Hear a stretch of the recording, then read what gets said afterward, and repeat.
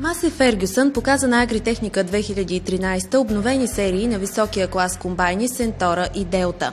Сентора идват с мощност 379 и 404 конски сили, а новият Делта – 496 конски сили. Комбайна Делта спечели и престижната награда „Машина на годината“.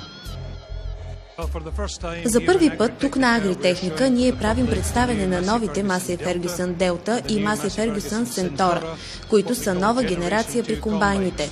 Комбайнът Масей Фергюсън Делта е хибридна машина, която използва комбинация между конвенционален цилиндър и роторна система за очистване на зърното. Сентора наричаме Строл Уолкър. Това е конвенционален комбайн с 8 сламотръса. Така, нека обобщя накратко какво сме подобрили по двете машини, за да ги направим още по-модерни за нашите клиенти.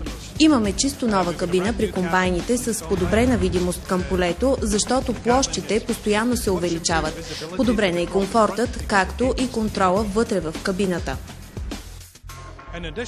В допълнение на това, разбира се, направихме и някои подобрения, за да отговарят двигателите на последните европейски стандарти за вредни емисии. И още нещо специално, за първи път при зърнокомбайните на Масей Фергюсън имаме налични вериги на машините вместо колела. За да бъдат захранени с достатъчно маса, високопроизводителните комбайни Сентора и Делта са оборудвани с изцяло нов хедер 10,70 метра от втора генерация PowerFlow. Подробности за новите комбайни Масей Фергюсън, както и за всички останали продукти от портфолиото на компанията, можете да получите от Фермер 2000, официален вносител на марката за България.